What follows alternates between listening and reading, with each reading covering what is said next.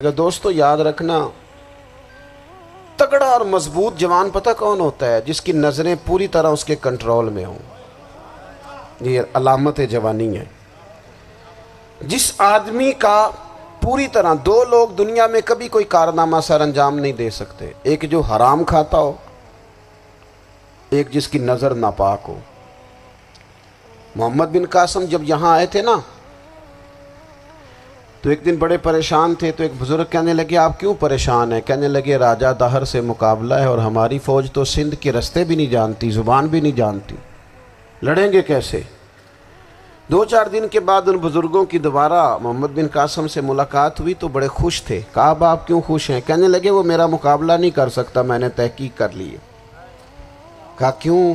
کہنے لگے نظر کا گندہ ہے، اور جو نظر کے گندے ہوتے ہیں وہ میدانوں میں ٹھہرا نہیں کرتے۔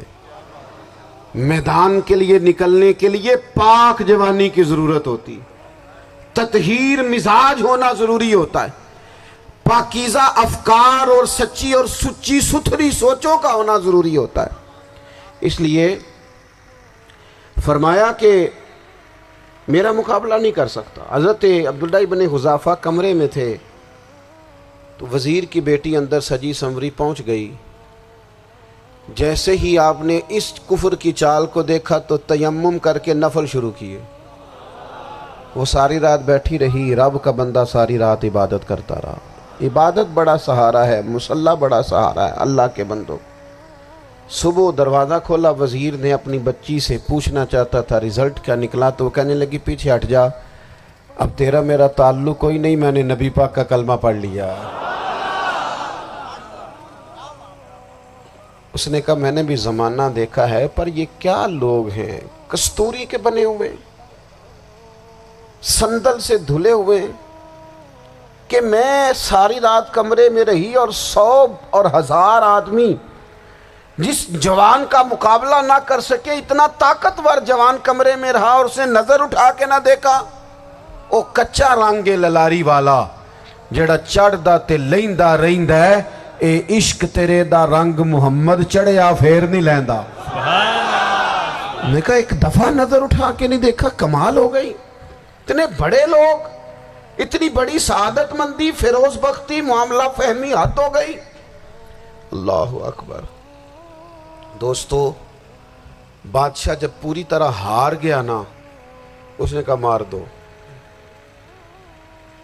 تیل گرم کیا ایک کڑاہی میں، اور جب آپ کو اس میں ڈالنے لگے تو آپ کی آنکھوں میں آنسو آ گئے۔ بادشاہ کا خیال ہوا شاید نرم ہو گئے ہیں، کہنے لگا روئے کیوں؟ فرمانے لگے سوچتا ہوں جان ہی ایک ہے، کتنا مزہ ہے اس کی راہ میں جان دینے کا، کتنی لذت ہے اس کے نام پر مرنے میں، کتنا لطف ہے۔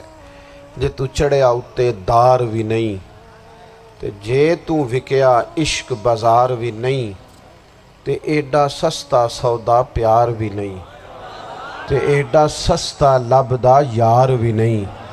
کئی جنگل گانے پیندے نہیں، کئی دوزخ لنگنے پیندے نہیں، جے وہ اس ملوں بھی مل جاوے، ایدوں سستا ہور بپار بھی نہیں۔ تے کچھ سمجھ نہ آوے لوکاں نوں وہ کادے نال شہید کرے، ڈٹھی یار دے ہاتھ تلوار بھی نہیں، پر او دا خالی جاندہ وار بھی نہیں۔ کہنے لگے ایک جان ہے نا، تو دل کرتا ہے ہزاروں ہوتی تو ایک ایک کر کے محبوب کے نام پہ قربان کرتا، جب میرے پاس ہے ہی ایک، کروں کیا؟ حضرت عبداللہ ابن حذافہ رضی اللہ تعالیٰ عنہ جب روئے اور بادشاہ نے یہ بات سنی، تو بادشاہ اٹھ کے کھڑا ہو گیا، سارے وزیروں مشیروں کو کہنے لگا تم نے کہا تھا نا بندہ ضائع کرنے والا نہیں، یہ بھی ضائع کرنے والا نہیں۔ کہنے لگا میرا ماتھا چومو، تم جیسے لوگوں کو قتل نہیں کرنا چاہیے، آزاد کرنا چاہیے۔ عزیز اپنی زندگی سے نا یہ بہت زیادہ ہرس، ہوس، طمع، اور یہ کسی بات کی بھی ہو، ہرس صرف پیسوں کی نہیں ہوتی ہے، شہرت کی بھی ہوتی ہے، یہ بیماری انسان کو اقتدار کی بھی ہوتی ہے، تعریف کی بھی بیماری ہوتی ہے، یہ سارے نقص ہوتے ہیں لوگوں کو، اور معاذ اللہ بعض جبوں کبوں کے اندر بھی ہوتے ہیں، وہاں بھی پنپتے ہیں۔ اپنی زندگی جب تک اس سادگی میں نہیں لاؤ گے جو رسول پاک نے عطا فرمائی ہے، جب لوگ آسانیوں میں پوری طرح الجھ گئے تو پھر وہ دور ہوئے اور کفر چڑھ گیا۔ دوسری بات، اللہ کے محبوب صلی اللہ تعالی علیہ وسلم کی محبت ہم سے تقاضا کرتی ہے کہ ہم اس مشن کے لیے کام کریں جس مشن کے لیے رسول پاک نے کام فرمایا ہے۔ ہم سارے کام بڑے مضبوطی سے، سوچ سمجھ کے، تدبر سے، حکمت سے، تقاضوں کو مد نظر رکھتے ہوئے کرتے ہیں سارے کام۔ دین کے کام میں ہمارا مزاج نہیں ہوتا، او ہو جائے گا جی، آپ بسم اللہ پڑھیں جی، شروع کریں جی۔ آپ تقاضوں کو سمجھیں، چیزوں کو دبائیں نہیں، چیزوں پر غور کریں۔ کسی کے ذہن کی سطح پر سوال ابھرتا ہے، اس کا تسلی بخش جواب دیں۔ اپنی زندگی میں دین کے کام کے لیے اپنے آپ کو وقف کریں، اور دین کے کام کے بہت سارے پہلو ہیں۔ ہزاروں لوگوں کو قرآن پاک ٹھیک پڑھنا نہیں آتا، ہزارہا لوگ ہیں جو قرآن مجید کے مطالب سے آگاہ نہیں ہیں، دین کی بنیادی ضروریات سے لوگ نابلد ہیں۔ میں آپ کو کس طرح یہ بات سمجھاؤں کہ ہزاروں کی تعداد میں طلاقیں اس لیے ہوتی ہیں کہ مردوں کو طلاق کے مسئلے نہیں آتے، انہیں پتہ نہیں ہے کہ مجھے حقوق زوجین کے معاملے میں کیسے چلنا۔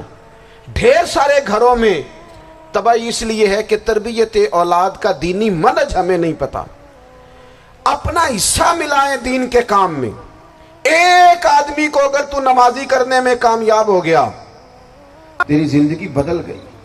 وہ دین بیزار لوگ جو ہمارے بیچ بیٹھ کے ہماری نوجوان نسل کو پگڑی اور داڑھی کا نام لے کے بنیادی طور پر دین سے دور کرتے، ایسے نوجوانوں کو دین کا پیغام محبت دے کر دین کے قریب کرنا ہماری ڈیوٹیوں کا حصہ ہے۔ ہمیں ذمہ داری کا احساس کرنا پڑے گا، ہمیں یہ خاص قدم اٹھانا پڑے گا، توجہ دینی پڑے گی۔ مساجد، مدارس، میں آپ سے عرض کروں، اتنی ڈٹ کے مخالفت ہوتی ہے نا مدرسوں کی، اتنی ڈٹ کے۔ میں ادارہ چلاتا ہوں، اس کے چلانے میں جو مشکلات ہیں وہ تو ہم بتا نہیں سکتے آپ کو، اس لیے کہ میری قوم، میرا اس قوم سے تعلق ہے جو نعت خواں امیر کرنا چاہتی ہے، مدرسے نہیں۔ ہاں، نقیب خطیب پیدا کرنا چاہتی ہے، شعر و شاعری کی زندگی کو پروان چڑھانا چاہتی ہے۔ فقط ہمارا ان لوگوں سے تعلق ہے جو لاکھوں کروڑوں روپیہ محافل پہ لگائیں گے، اور قاری صاحب بیچارے اگر مسجد کا کوئی ہونے والا کام کسی وقت بتا دیں گے تو وہ بڑی مشکل آ جائے گی ان کے لیے۔ یہ کیسے ہو سکتا ہے، آپ نے یہ ڈیوٹی بتا دی۔ مدارس، اور جتنا اہم رول دین کو پھیلانے میں مدارس اسلامیہ کا ہے، اتنی زبردست، لوگوں کا خیال ہوتا ہے میری طرح کے لوگ شاید کام کرتے ہیں، ڈیوٹی کرتے ہیں۔ یہ 10-15 لوگ آپ کو نظر آتے ہیں جو آپ کو کہیں میڈیا پر یا ادھر ادھر ڈیوٹی کرتے، مخلص لوگ اپنی جگہ پہ، وہ بھی بڑا ہی کام کر رہے ہیں، جو میڈیا پہ آ کے بھی اخلاص سے اور درد دل سے کو دین کی، ان کی بھی کسی بات کی حوصلہ شکنی نہیں۔ لیکن ہزارہا اساتذہ جو مدارس میں بیٹھ کے پڑھاتے ہیں، جنہوں نے وہ سارے لوگ تیار، آپ سمجھ نہیں سکتے کتنا بڑا کام۔